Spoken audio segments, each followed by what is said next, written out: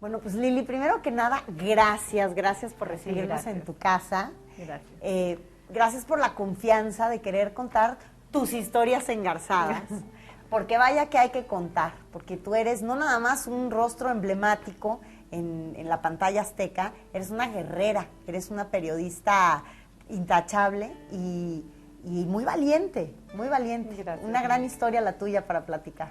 Gracias, Mónica, estoy a tus órdenes. Ella es Lili Téllez, uno de los rostros más emblemáticos de noticias y de TV Azteca y hoy del Canal 40. Como todos sabemos, la vida y la carrera de esta periodista fue marcada por un atentado del que fue víctima en el año 2000, luego de haber realizado diferentes reportajes que señalaban tanto a personajes de la vida pública de aquel entonces como temas relacionados con el crimen organizado. Lili es indiscutiblemente una reportera muy valiente y un ser humano tenaz que ha sabido reinventarse como profesional, como mujer y hoy también como madre. Estas son sus historias engarzadas. Bienvenidos. Historias engarzadas. Yo me metí al revés. Yo quería vivir. Y resultó que López estaba casado. Son historias.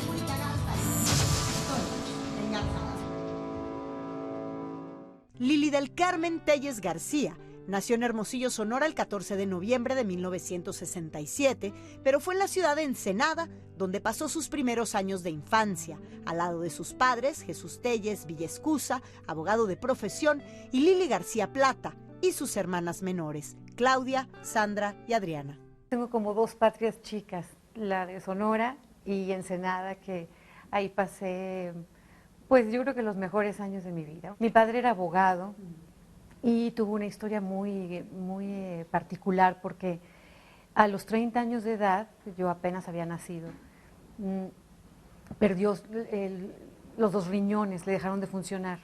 Entonces le hicieron el 8º trasplante de riñón en el mundo. Y en mi padre experimentaron toda la cantidad de medicinas que te puedas imaginar que desarrollaban para evitar que se rechazaran los órganos. Le dieron, creo que 2 o 3 años máximo de vida. Sin embargo, vivió hasta los 63 años de edad. Siempre hubo entre ellos una química muy especial entre mi papá y Lili, que yo creo que a Lili la marcó mucho. Yo veía en mi padre muchas cualidades que admiraba desde niña.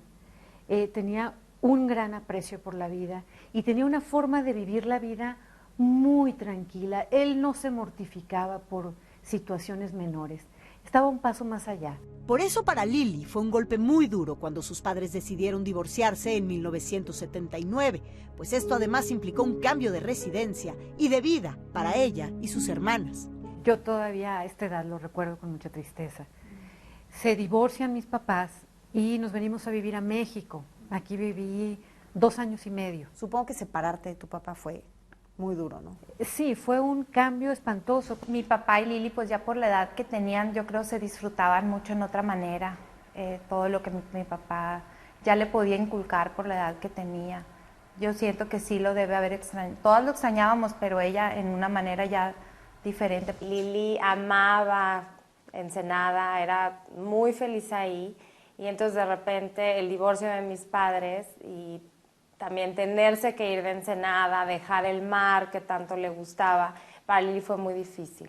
Prácticamente lloraba todas las noches por extrañar a mi padre. Mi papá, tal vez por esta cuestión de que siempre su vida estuvo en un hilo, me dijo unas palabras que me marcaron para siempre. Me dijo, Lili del Carmen, me dijo, ahora tú eres la responsable de tus 3 hermanas. Entonces para mí quedó tatuado prácticamente en piedra que yo era responsable de mis hermanas. La relación con mi madre, desgraciadamente, siempre fue difícil, distante. Prácticamente toda la vida ha sido así. ¿Por qué Lili? Pero que pues no sé, me imagino que es por diferencia de caracteres. Personalidades. Tenemos personalidades muy diferentes. Yo me parezco mucho a mi papá. Y bueno, pues ella se divorció de mi papá, me imagino que no le daba mucho gusto tener una hija tan parecida a su ex esposo. ¿Te sentías rechazada por tu mamá? Sí, como no, en ese sentido, esa diferencia de Era una de mamá carácter. dura, estricta. Sí, Sí, era una mamá dura, estricta, pero fue una relación, desde que tengo uso de razón, muy complicada, muy difícil y de mucha distancia. De hecho, yo dejé de vivir con mi mamá cuando tenía 13 años. Y yo llegué a Sonora a los 13 años. En ese momento me fui a vivir con mis abuelos. Tú lo decidiste, hablaste con tu madre, ella estuvo de acuerdo y te mudaste a Hermosillo. Sí, yo lo decidí, yo pedí a mis abuelos vivir con ellos y me fui a vivir con mis abuelos y así fue hasta que me vine a vivir a México otra vez. ¿Fue fácil adaptarte a la vida con tus abuelos? Extraordinariamente fácil, sí. Mis abuelos que ya fallecieron, las personas más generosas que he conocido en mi vida. ¿Y tus hermanas? ¿Qué pasaba con ellas? Mis hermanas siguieron con mi mamá hasta que después, poco a poco, cada una de ellas se fue a vivir conmigo. Pues siempre la queríamos tener con nosotros. Siempre, sí, era difícil que Lili no estuviera con nosotros. Cuando ella se fue, siempre existió el cartas y cartas y cartas y siempre nos estuvo, a mí siempre me estaba escribiendo y yo platicándole mis cosas. Y me hacía dibujos muy lindos y me los mandaba por correo, me mandaba cartas. Y entonces yo veía las cartas y era pues las ganas que tenía de verla. Yo me acuerdo cuando vivía yo en Ensenada, que me graduaba de sexto de primaria, Lili estaba aquí en la preparatoria y trabajaba dando clases de inglés en la tarde. Y me dijo, Sandy, yo voy a tu graduación, yo te quiero comprar tu vestido de graduación. Y llega, y para mí me reforzaba lo mismo, que siempre, siempre, siempre estaba ahí al pendiente de nosotros. Lili siempre fue una joven muy inquieta que comenzó a trabajar desde adolescente y aunque ella nunca pensó dedicarse a la comunicación, su capacidad nata para contar historias la llevó por ese camino. Consiguió trabajo primero como guionista en la televisora local de Hermosillo, el entonces Canal 6, donde entró a trabajar a los 17 años y muy pronto comenzó a hacer pequeñas participaciones a cuadro en un programa dirigido a mujeres. Me pusieron a leer unos horóscopos. Ay, no me digas. Sí, pero ni siquiera los horóscopos completos, creo que son 12. Pues era muy enfadoso. Pero vieron que leía muy bien, entonces por eso me pusieron en el noticiero. No existían los teleprompters, entonces aprendí a leer perfectamente bien con las hojas abajo, sin perder el renglón. Pero pronto vi que era un tanto aburrido estar leyendo noticias todos los días. Seguí leyendo noticias, pero empecé a ir por noticias. Empecé a hacer reportaje y eso sí fue fascinante. Me gustó hacer reportajes y sobre todo me gustó la denuncia. Yo denunciaba desde baches en las calles. Iba yo con el micrófono y me paraba al lado de un bache y decía yo, aquí está este cráter y a ver cuándo lo arreglan y lleva tanto tiempo, y después volvía a los días y aquí sigue el cráter y ya es más grande. 8 años trabajó Lili Téllez en el área de noticias de aquel canal local de Hermosillo, donde sus notas de denuncia subían cada vez más de tono y de arrojo, hasta que una de ellas, en la que señalaba directamente a autoridades de su estado como responsables del uso indiscriminado de pesticidas en el campo, que afectaban de manera letal la salud de los niños que vivían en esos lares, tuvo como consecuencia la salida de la periodista de aquella empresa televisora. En el momento en que me di cuenta que ese documental iba a afectar a la Secretaría de Salud del Estado de Sonora, en fin, decidí presentarlo y jugármela, que me echaran. Y efectivamente, lo presenté, me llamaron a cuentas, pero antes de que me dijeran estás despedida, yo le dije a esta persona, renuncio. Me fui muy orgullosa porque pude presentar ese trabajo, que pues yo no lo sabía en ese momento, pero ese trabajo iba a ser finalmente lo más importante que iba a seguir desarrollando por el resto de mi carrera. En 1992, Lili Téllez cumplía ya 8 años de arduo trabajo periodístico en Hermosillo, con lo que ganó el Premio Estatal de Periodismo, reconocimiento que la animó a buscar trabajo en una televisora de mayor proyección. En 1993 decidió hacer una prueba en Televisión Azteca, que era entonces una televisora recién privatizada, y con ese motivo volvió al Distrito Federal, pero no llegó sola. Lili se casó por primera vez a los 25 años en Hermosillo con un hombre que se dedicaba a la política. Él era varios años mayor que ella.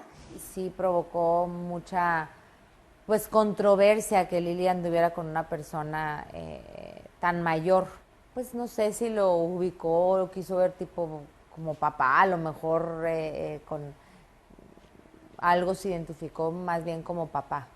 Ella aprendía mucho de él y era una relación pues de mucho respeto entre ellos. Y me decía, ¿qué hago, Claudia? ¿Qué hago? ¿Qué hago? Y pues como yo siempre he sido bien light, ¿no?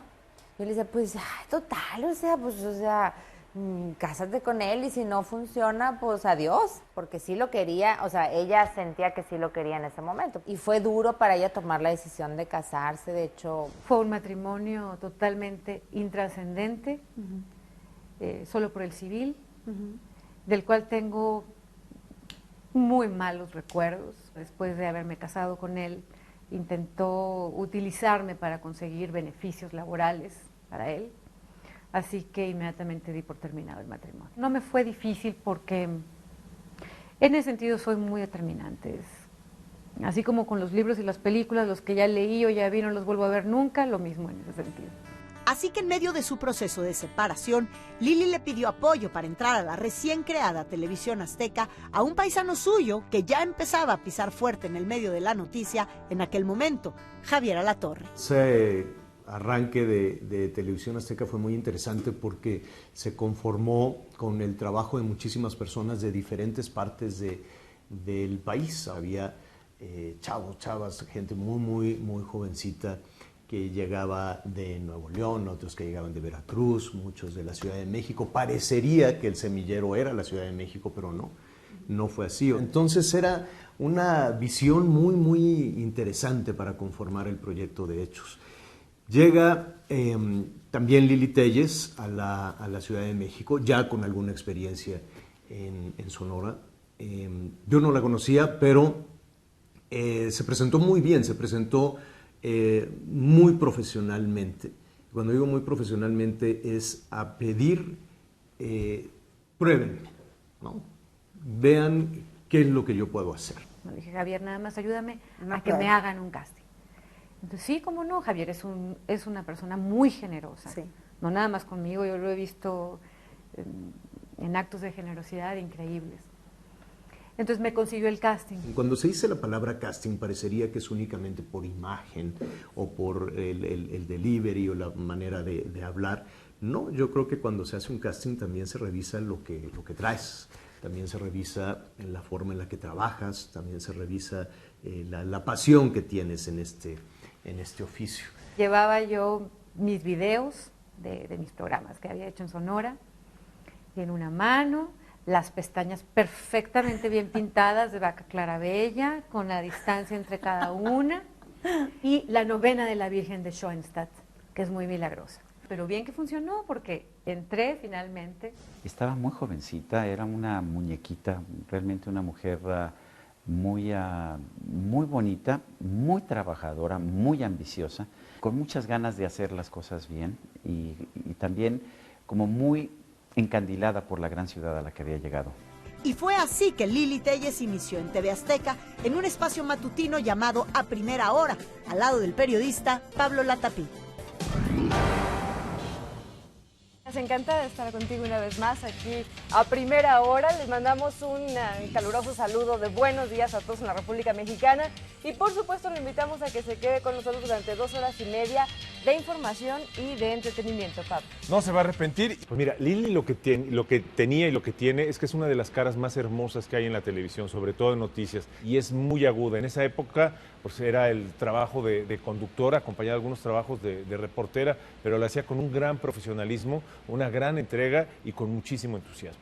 Y Lili de inmediato dijo, bueno, pues préstenme una cámara y yo salgo y hago mis reportajes, y empezó a realizar unas investigaciones y reportajes que tuvieron muchísimo éxito. Tenía esta forma de comunicarse con la gente, te miraba a la cámara y de inmediato encandilaba a quien estaba viendo en esos momentos la información. Lili empezó a destacar muy pronto. Primero es una mujer no nada más preparada, es una mujer muy bonita y eso es un complemento muy interesante cuando haces periodismo en televisión.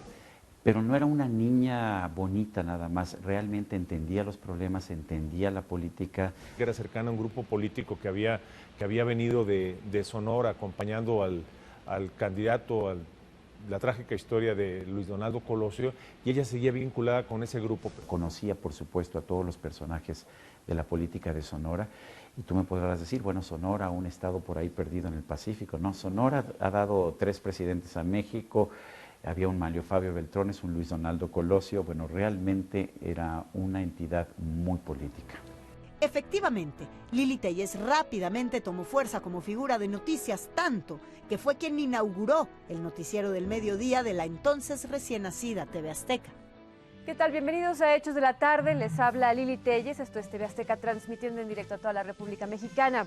Le vamos a presentar los hechos más importantes ocurridos en México y en el mundo hasta este momento. Lo importante para mí era siempre no dedicarme nada más a leer noticias. Siempre hice reportaje. Y aunque fueran reportajes pequeños, eran lo mismo, denuncia. Y pues yo iba y buscaba pleito. Y bueno, en la Ciudad de México me ofrecía un campo increíble para denunciar cuestiones de corrupción.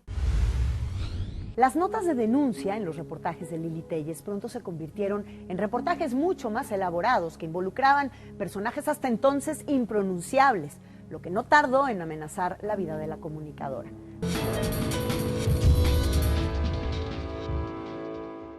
Para 1998, Lili Téllez ya había sido titular de casi todos los noticieros de la barra informativa. Hechos Meridiano, Hechos 7, así como otros programas especiales. Realizó coberturas nacionales e internacionales y giras presidenciales acompañando al entonces presidente Ernesto Zedillo Ponce de León. Pero realmente destacó cuando comenzó a realizar documentales e investigaciones especiales sobre corrupción y crimen organizado. Fue una sorpresa que Lili Téllez se metiera al mundo del narco y de los narcotraficantes cuando era un tema que todavía era muy subterráneo, muy escondido en nuestro país. Ella hizo un reportaje que tuvo consecuencias, un reportaje muy bueno, muy profundo y muy impactante sobre una casa de los Arellano Félix allá en el municipio de Ensenada, en Baja California. Ella conocía bien el lugar porque había vivido ahí durante un tiempo. Esta casa es un misterio. Nadie sabe a quién le pertenece.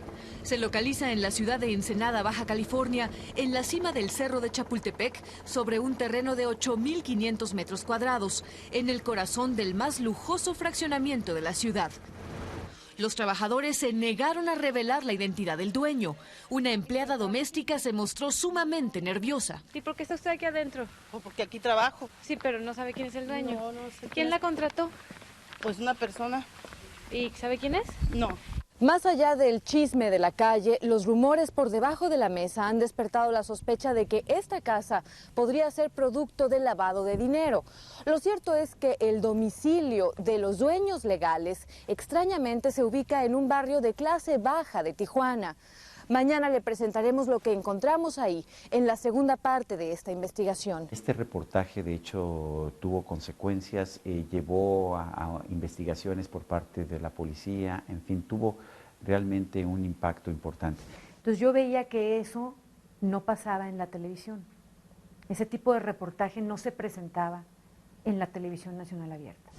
Lili nos dio la oportunidad de conocer el descaro con el que vivían los narcotraficantes, sobre todo en la zona noroeste del país, lo que es Sonora, Baja California Sur, cuando empezó a denunciar la forma en que vivían las casas, las mansiones, los palacios, producto del narco, y el descaro, la desfachatez con la que se paseaban los narcos, los grandes capos en esa zona del país. Yo creía que teníamos como reporteros que dar direcciones, nombres, números de cuentas bancarias, etcétera, etcétera, que eso fue lo que yo hice en aquel reportaje.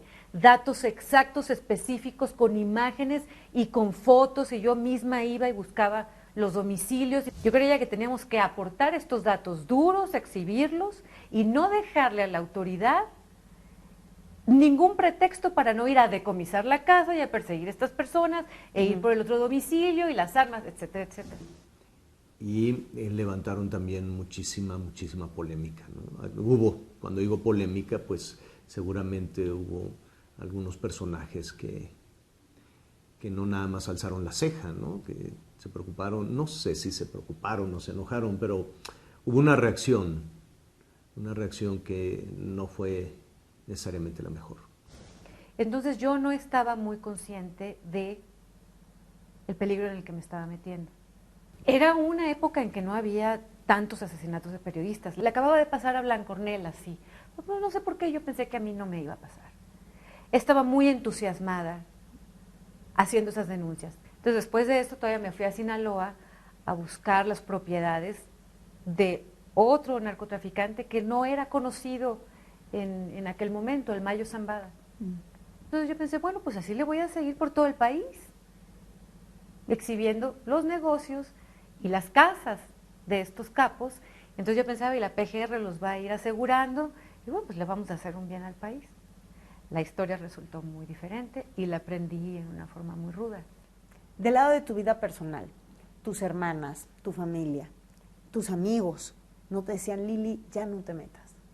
¿No trataban de persuadirte de que te fueras hacia otro tipo de temas? ¿Era peligroso? Jorge Madrazo, que era Procurador General de la República, él fue quien me dijo, Lili, tenga usted mucho cuidado, ya no haga estas cosas, es sumamente delicado, está usted en peligro.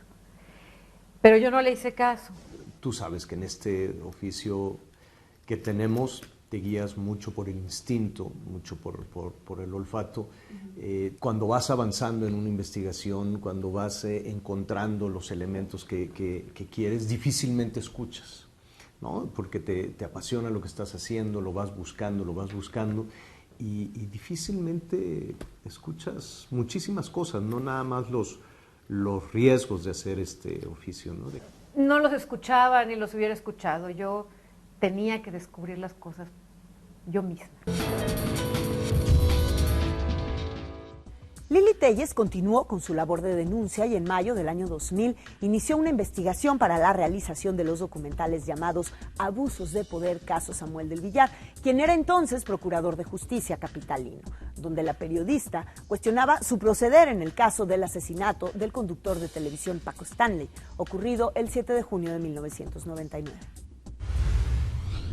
Samuel del Villar decía que atacaba mucho a TV Azteca en el sentido de que no me dejan hablar, no me dejan decir mi versión de los hechos. Eso se lo decía a todos los medios, pero a TV Azteca no nos tomaba llamadas y no nos daba entrevistas. Ella fue a plantarse con una cámara enfrente de la puerta de la casa del Procurador del Distrito Federal. Imagínate, es uno de los hombres más protegidos, más armados, pues, en el sentido de sus escoltas, de sus guaruras, y Lee fue con una cámara a retarlo para que le diera una entrevista y le explicara por qué estaba inculpando a Mario Besares y a Paola Durante y por qué no daba la cara. Buenas noches, señor Procurador. Soy Lili Téllez de TV Azteca y he estado solicitando una entrevista con usted. ¿Por qué no enfrenta el micrófono, señor Procurador? No, mire, señorita, ni usted, ni TV Azteca, ni nadie tiene derecho de invadir la privacidad de una gente. O sea, Lili jugaba muy, muy arriesgado en esa época con el tema de la Procuraduría del Distrito Federal. Bueno, la molestia fue tan grande, Mónica, que al siguiente día me mandaron orden de presentación. Ya con amenazas de que si no me presentaba me iban a prender. Vivíamos las dos solas. Me dijo, ¿sabes qué? Vámonos mejor a quedar a un hotel para que pues ahí estemos más cuidadas, más que te sientas tú más tranquila. Mi hermana y yo nos tuvimos que ir a un hotel cerca de TV Azteca. Salí del noticiario y me fui a declarar. Empecé a declarar como a las 11 de la noche. Me tuvieron declarando de 11 de la noche a 10 de la mañana del día siguiente. Yo me quedé en el hotel, me quedé estudiando para un examen y esa noche que ella estaba haciendo una declaración, yo recibí una amenaza. Me dijeron que me iban a hacer daño a mí. A partir de entonces, Lili Téllez comenzó a sentir vulnerada su tranquilidad a causa del trabajo que estaba realizando con los diferentes casos que investigaba y que presentaba en la televisión. Sin embargo, la periodista decidió continuar y no bajar la guardia. El 13 de junio del año 2000 se transmitió la primera parte del reportaje titulado Abuso de Poder, caso Samuel del Villar, que concluyó el 22 de junio. Ese mismo día, cerca de las 10:10 de la noche, luego de terminar la transmisión de su noticiero del Canal 7, Lili salió de TV Azteca con dirección a su casa, al norte de la ciudad, cuando 3 sujetos armados abrieron fuego en contra del automóvil donde viajaba la conductora. Yo no sabía en ese momento qué era, porque nunca había escuchado un balazo. Instintivamente yo me agaché así. No me podía agachar más, ni me podía tirar al piso porque llevaba puesto el cinturón de seguridad que, como tú sabes, queda en la cadera y no te permite agacharte más. En el momento en que empiezan las primeras detonaciones, porque fueron 22, nada más estaba pensando, Dios mío, recíbeme. Ya voy, recíbeme. Porque entendí que era el momento de mi muerte. Nos estaban acribillando. Cuando acabó la balacera, yo no quería levantar la cabeza por nada del mundo. Yo le grité a mi chofer, vámonos, Hugo, vámonos de aquí, acelera. Entonces me dijo mi chofer, no puedo, señora, estoy herido. Entonces yo tomé mi teléfono celular y marqué a TV Azteca. Y ha sido la peor llamada que he hecho en mi vida. Y hablé con la secretaria de la recepción de noticias y le dije lo que nos había pasado. Cuando me di cuenta que no le iba a poder explicar dónde estábamos, aventé el teléfono y entendía que tenía que irme por una ambulancia para mi chofer. Yo salí del canal, de la televisora, me fui a cenar con unos primos y me habló el productor, Óscar Salcedo, y me llamó por teléfono y me dice, my friend, porque así habla el productor, acaban de balear a Lili. Eso que no la crees, ¿no? O sea, yo me acababa de sentar y digo, ¿dónde? Y entonces ya me dijo, fue en Boulevard de la Luz y Periférico, jálate, my friend. Y entonces inmediatamente yo estaba en San Ángel, muy cerca de las instalaciones de la Jusco, y inmediatamente agarré mi coche y me fui corriendo al lugar del atentado. Lo primero que yo hice al llegar pues fue ver dónde estaba Lili Téllez, ¿no? Lili ya se había ido caminando. Y corriendo llegué a las puertas del estacionamiento de TV Azteca. Ahí ya sabían que algo había pasado. Me abrieron de inmediato, me fui corriendo hasta Noticias, buscando a quien entonces era mi jefe y buscando a Javier Alatorre y a Sergio Sarmiento. Lili Téllez llegó a las instalaciones de TV Azteca y a las oficinas de Noticias, donde encontró a su jefe, que en ese entonces era Sergio Sarmiento, y a Javier Alatorre, que estaba a escasos minutos de salir al aire con la terrible noticia de que su compañera había sido víctima de un atentado a solo unos metros de TV Azteca. A partir de ahí, Lili tomaría algunas de las decisiones más importantes de su vida, en lo que serían para ella unos años muy complicados por venir. El 13 de junio del año 2000, la periodista Lili Téllez fue víctima de un atentado a escasos metros de las instalaciones de TV Azteca. El coche en el que viajaba recibió 20 impactos de bala. La comunicadora quedó viva de milagro y, terminada la balacera, logró salir del automóvil y corriendo llegó a las instalaciones de TV Azteca, donde fue recibida en el área de noticias por los periodistas Sergio Sarmiento y Javier Alatorre. De inmediato, pues yo como director de noticias lo que hice fue mandar camarógrafos, salimos al aire. ¿Por qué hice eso? Porque siempre he pensado que nos protege más el que una cosa de esta sea pública, un ataque sea público, a que si lo tratamos de ocultar, porque es precisamente el hecho de que la gente conozca lo que está ocurriendo, lo que nos puede proteger en un momento determinado. Nos reunimos en la oficina de Javier Alatorre. Nos reunimos el que era el director de noticias, Javier Alatorre y Sergio Sarmiento. Por Javier estaba a 15 minutos de entrar al aire. Entonces, le dije a Javier Alatorre, sí, le dije, necesito que mi familia sepa que estoy bien. Entonces ya subí, entramos al aire. Sé que es esto muy, muy difícil, usted comprenderá. ¿Qué sucedió? No sé. Salí del canal ahorita, después del noticiero. Tomamos el camino de siempre, mi chofer y yo, y el carro escolta atrás. Y yo iba hablando por teléfono y de repente empecé a oír como explosiones. Nunca había oído un balazo. Javier fue un gran apoyo, de hecho, en momentos, en esa entrevista en vivo, en varios momentos, él y yo estábamos tomados de la mano abajo del escritorio. El gesto de darle la mano a una persona es muy importante, ¿no? En distintas condiciones, y más en una situación en la que Lili estaba tan vulnerable. Me sorprende a la distancia, si lo vemos, la forma en la que Lili pudo controlarse también un poco y empezar a describir lo que había sucedido. Somos grandes amigos, es una gran periodista, y yo creo que independientemente de si es tu amiga o no, a cualquier ser humano hay que siempre poner el hombro, ¿no? Hay que apoyarse. Llevaron unos médicos, me revisaron y estuve en declaraciones hasta las 5 de la mañana. Javier Alatorre se quedó conmigo a acompañarme. Ya salimos con mucha seguridad, ya ha pasado el asunto. Y Javier me acompañó en todo el trayecto. Digo, Lili, no te preocupes, yo veo de tu casa, yo veo de que te instales en algún hotel, yo te acompaño para acá.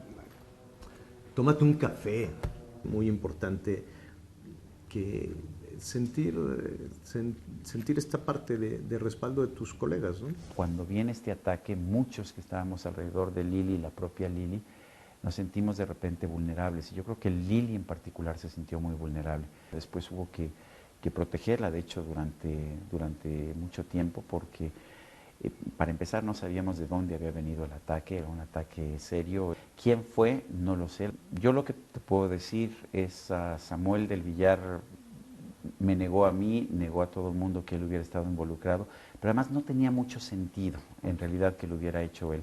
Samuel del Villar siempre fue una persona muy complicada, pero un hombre de una lógica impecable, una inteligencia realmente enorme. Y no era lógico, de hecho, que él hubiera tomado esta medida en contra de Lili Téllez, porque pues él era el inmediato presunto responsable. Incluso creo que una posibilidad es que alguien hubiera hecho el atentado para pegarle a Samuel del Villar. Esa propuesta me parece más lógica. Lili Téllez, por su parte, después de realizar las declaraciones pertinentes en el proceso de denuncia, empacó sus cosas y se fue a Sonora a encontrarse con su familia. Fue a buscar el apoyo de su familia, de su tierra, y yo recuerdo que en el camino ella leyó algunos encabezados muy crueles del periódico donde decía: Lili huyó. Lili no estaba huyendo, Lili se estaba reponiendo de un atentado. La gravedad de un atentado es enorme, porque está en juego tu vida, y tu vida por opinar y por decir. Incluso hay gente que sigue acusándola casi de haber sido responsable de ese ataque, lo cual me parece realmente deleznable, me parece realmente muy injusto. Recuerdo que nos fuimos a San Carlos, a la playa, nos fuimos todas y ella se la pasaba muy pensativa, dormida, así como que no sabía qué seguían. Estando en Sonora, Lili se acercó a un sacerdote que le sugirió un retiro en un monasterio de monjes benedictinos que se encuentra en el desierto de Arizona. La periodista tomó refugio en aquel lugar por algunos días hasta que se sintió fuerte y decidió volver a la Ciudad de México a enfrentar su vida, y regresó a su noticiero. En noviembre de ese año fue invitada al primer foro sobre periodistas en peligro en el mundo para dar su testimonio en el Salón Mundial de la Cancillería Alemana en Berlín, siendo la única reportera latina entre 45 corresponsales de guerra. Pero la realidad es que Lili seguía emocionalmente muy afectada.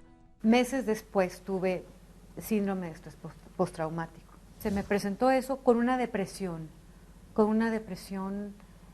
muy fuerte, una depresión devastadora. Te voy a comentar que yo tenía un novio cuando ocurrió el atentado, y este novio me dejó después del atentado. No estuvo conmigo porque se acobardó, le dio miedo. Entonces, eso para mí fue muy doloroso, tan fuerte que una vez fui a comprar, creo que eran 15 juegos de pijamas, porque básicamente quería estar yo dormida. Entonces muchos días me pasaba prácticamente todo el día acostada y me iba en la noche nada más a trabajar. Tuve atención médica. Psiquiátrica. Psiquiátrica. Me fue muy bien, porque al año de esto, más o menos al año del atentado, estaba yo presentando otra vez documentales. Fue como una conquista muy personal, en el sentido de decir, ni me pudieron matar, ni acabaron con mi profesión, ni con mis sueños, ni con mi empuje, ni con mis ganas de vivir. Transcurridos 2 años de su atentado, los agresores de Lili Téllez fueron aprehendidos, ella estaba mucho más tranquila y entonces conoció a Guillermo Calderón Lobo, con quien se casó el 1 de noviembre del año 2003 en la Catedral Metropolitana. Lamentablemente, este matrimonio no duró mucho tiempo, pero sí el suficiente para que Lili cumpliera su sueño de convertirse en madre. Ella tenía ganas de tener un hijo y yo creo que empezó a tener problemas antes de embarazarse. Entonces, pues igual yo le dije, pues, ¿sabes qué? Pues ten tu hijo, o sea, tú quieres tener un hijo, pues ten un hijo y si no funciona, pues no funcionó. Entonces, cuando nació mi hijo, creo que fue la mejor decisión que tomé en mi vida. Yo le pedí a mi ex esposo que nos separáramos, recién nacida mi criatura, creo que tenía 3 meses. Pues sí, con una tristeza de lo que pasaba, pero muy segura de ella. Muy segura de ella, de que pues el mundo no se le iba a caer encima y que era lo mejor tomar esa decisión. Porque yo sabía que mi matrimonio iba a terminar en divorcio tarde o temprano y no quería que mi hijo atravesara por un divorcio. Creí que lo mejor que podía hacer en ese momento era separarnos de una vez. Llevamos todavía una muy buena relación. Es un gran papá. Elegí muy bien al papá de mi criatura. Eso es, ¿qué te puedo decir? Eso me llena de satisfacción. Cada que nos vemos en su casa, se nota esa relación, se nota que se sienta con su hijo, que platican, que dibujan, que trabajan. Leonardo resultó un bebé muy deseado, muy querido y por lo tanto muy bien atendido por la mamá. Y desde que lo tengo hasta ahorita, que son 6 años, ha sido la etapa más feliz de mi vida.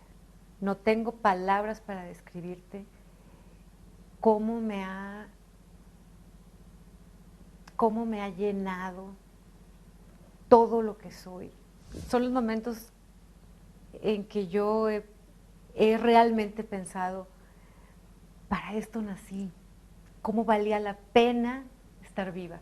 ¿Y qué pasa contigo? ¿Qué pasa con tu vida de pareja? ¿Quieres volverte a casar? ¿Hay alguien en tu vida? ¿Qué pasa con la vida de Lili? Nada, estoy soltera, feliz, de madre y muy feliz. No tengo planes de nada de eso. Ahora llevo 6 años sola y se me ha hecho muy interesante descubrir que no es cierto eso que nos dicen que tenemos que tener pareja para ser felices.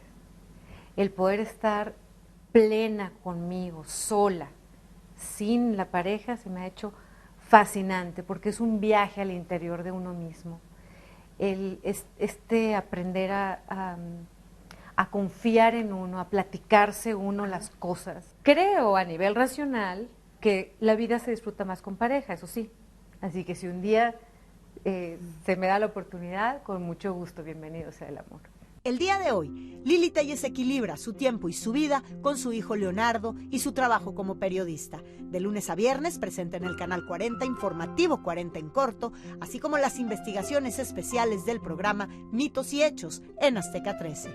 La percibo hoy como una periodista muy responsable, una periodista muy preparada, comprometida y apasionada con lo que hace.